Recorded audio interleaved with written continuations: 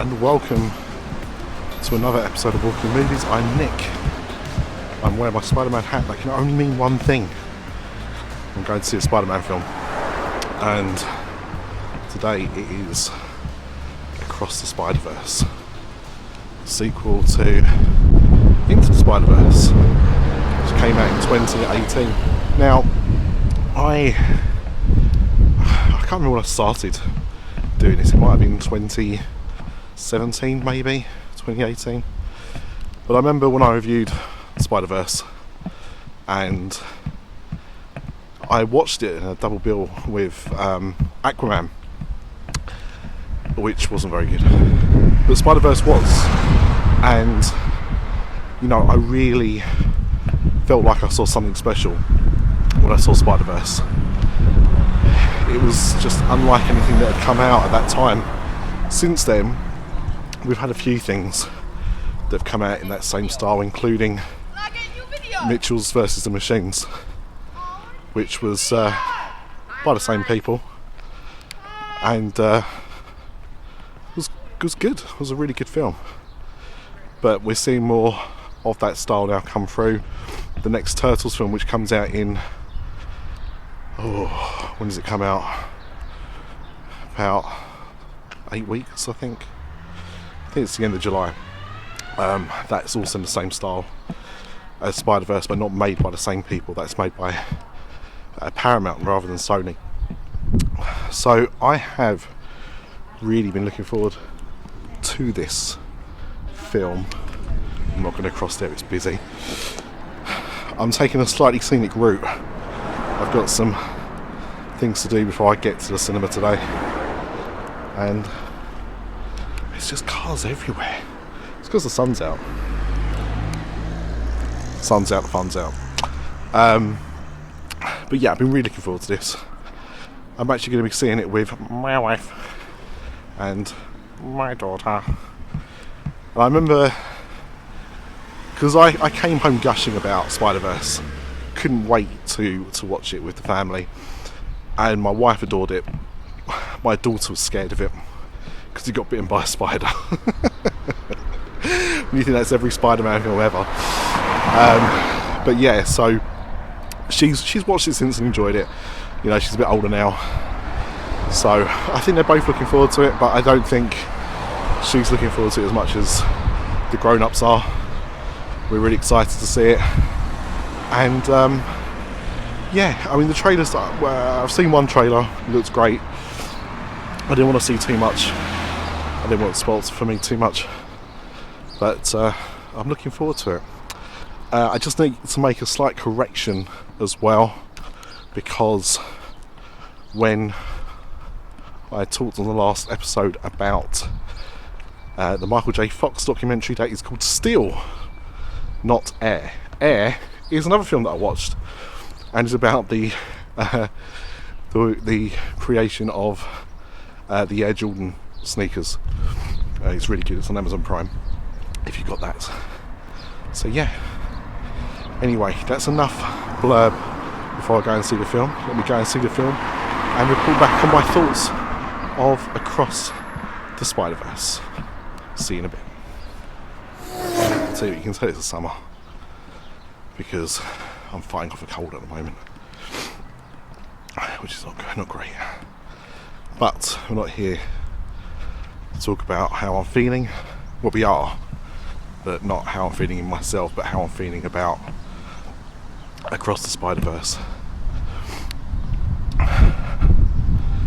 I mean, all I can say is it exceeded my expectations. It truly was. It was like it took what they did so well with the first film and just cracked it up a couple of notches.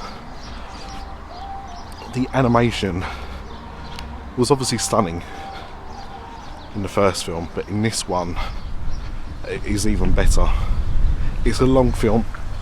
It's 2 hours 20, and this was originally announced as being Across the Spiderverse Part 1. There is a follow-up film now called Beyond the Spider-Verse, which comes out next year. So I'm not going to talk spoilers at all, but obviously this film finishes with unresolved situations. I think that's fair to say.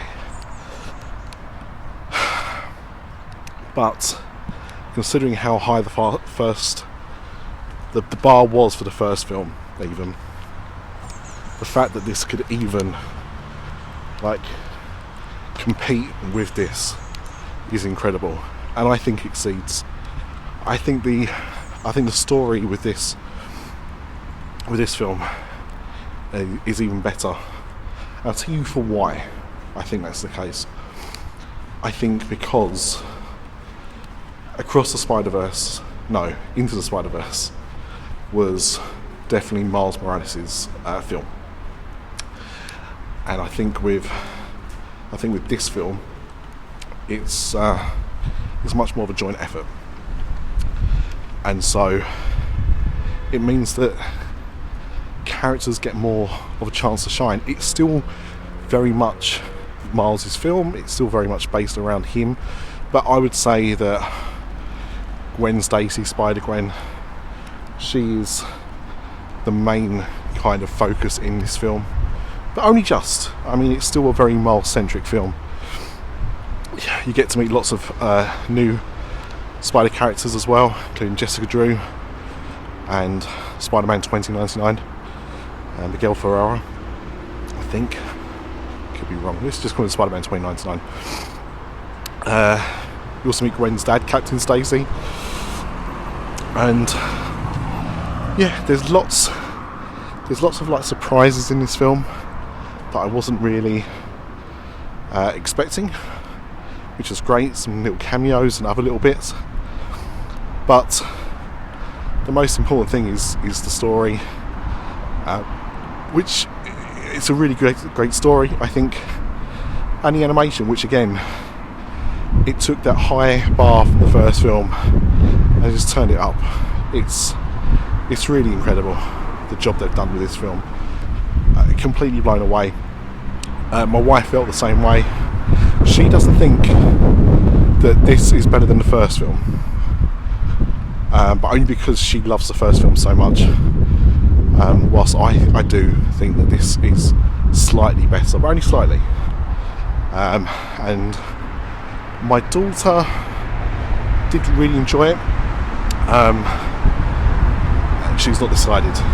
She's Switzerland in this situation. I would say it is arguably more a film for grown-ups than it is for kids. I think there's much more in it for adults than there is for kids, which is quite unusual for an animated film, I guess, but it's not too much of a surprise, because I'd say the same with the first Spider-Man film as well.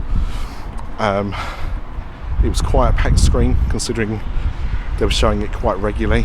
I would say the screen was probably about 60% full, so that's positive as well. Looks like it's doing well, and we've only got to wait apparently until March of next year for the next film, which is great, because I don't want to wait any longer than I have to. Scores. Easy 9 out of 10. Easy. It's definitely going to be up there at my top films of the year. It's probably going to be my top animated film of the year. Just fully incredible. Should you go and see it? Yes, see it on the biggest screen you can.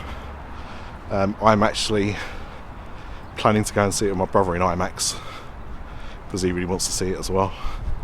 So I'll be going to see it in IMAX, and I can only imagine how impressive it'll be on that screen compared to, it was still a big screen that I saw it on, but yeah, go and pay the premium, go and see it on the biggest screen you can. Just wonderful stuff. Right, I'll stop this.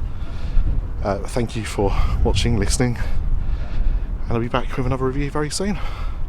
So until then, remember that Flynn lives.